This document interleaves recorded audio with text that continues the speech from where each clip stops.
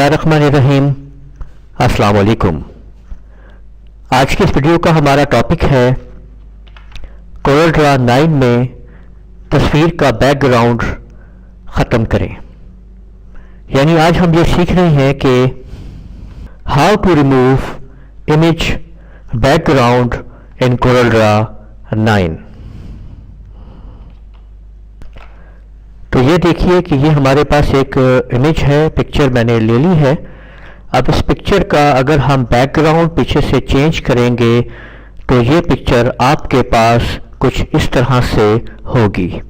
तो ये आप देख सकते हैं कि ये आपके सामने जो पिक्चर आपके सामने है, इस पिक्चर का बैकग्राउंड रिमूव कर दिया गया है, जबकि इधर आप जो पिक्चर देख रहे हैं इसका बैकग्राउंड मौजूद है। तो कोरल ड्रा के अंदर इस प्रोसेस को कंप्लीट किया गया है। तो इस प्रोसेस को समझने के लिए आप हमारी इस वीडियो को मुकम्मल तौर पे देखते रहिए। अगर आपने अभी तक हमारा चैनल सब्सक्राइब नहीं किया है तो लाजमी सब्सक्राइब कर लीजिए और साथ में बेल आइकन के ऊपर भी क्लिक कर लें ताकि आप लोगों को जैसे ही हम वीडियो अपलोड करें नोटिफिकेशंस मिल जाए। पिक्चर का बैकग्राउंड ख़त्म करने के लिए हम टेक्निक्स यूज़ करते हैं कोरल ड्रा 9 के अंदर। मुख्तलिफ़ किस्म के बैकग्राउंड्स के लिए मुख्तलिफ़ किस्म की टेक्निक्स को यूज़ किया जाता है। तो अभी मैं आपके सामने एक पिक्चर को इंपोर्ट कर रहा हूँ। उस पिक्चर को हम इंपोर्ट करने के बाद ये देखें कि ये पिक्चर हम इंपोर्ट कर सकते हैं कंट्रोल आई की मदद से। जैसे ही मैं कंट्रोल आई को प्रेस करूँगा तो आपके सामने इस तरह से ये आप देख सकते हैं कि ये मेरी पिक्चर आ चुकी है। तो मैं इसको इंपोर्ट करवा के यहाँ पे ले आता हूँ। तो ये आप देख लीजिए कि ये पिक्चर मैंने यहाँ पे इंपोर्ट कर ली है। अब इसका बैकग्राउंड ख़त्म करना चाहते हैं हम कि किस तरीके से हम इसका ये बैकग्राउंड ख़त्म करेंगे, ये जो आप यहाँ पे देख रहे हैं।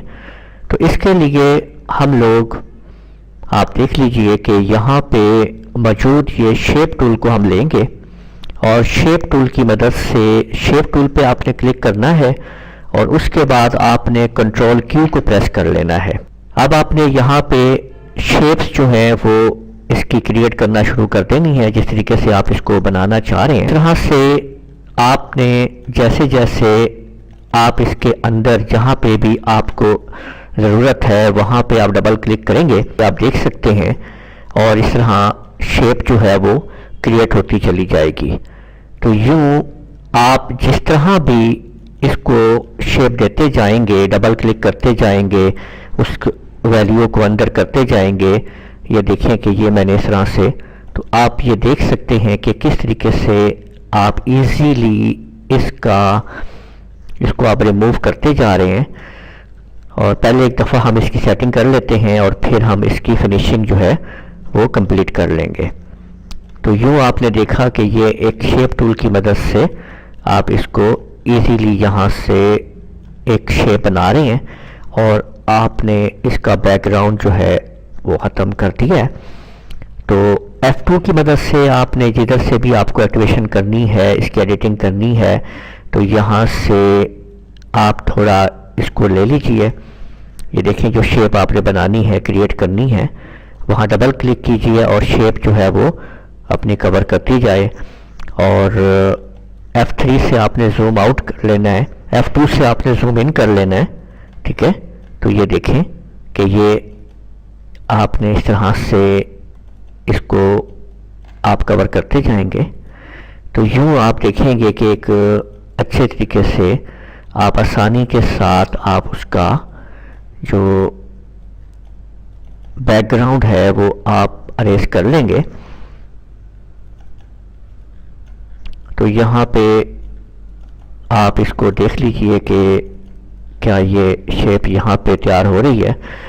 तो जितनी शेप आपको चाहिए, ये देखें कि यहाँ से मुझे नहीं चाहिए शेप, तो मैं इसको अंदर कर देता हूँ और यहाँ से आप इसकी गोलाई वगैरह जो बनानी है तो वो तैयार कर सकते हैं आप। तो जो आपने देखा कि किस तरीके से आप इजीली यहाँ पे आपने बैकग्राउंड जो है वो तरतीब दे लिया है।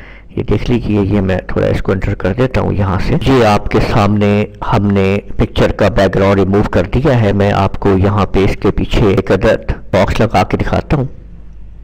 तो यूँ आपने देखें कि इसको हम कोई भी कलर कर लेते हैं और इस पिक्चर को اس کے فرنٹ پہ لے آتے ہیں تو آپ یہ دیکھ سکتے ہیں کہ یہ پکچر آسانی سے اس کے اوپر موجود ہے اور اس کے اوپر اس کا بیک گراؤنڈ نہیں موجود ہے۔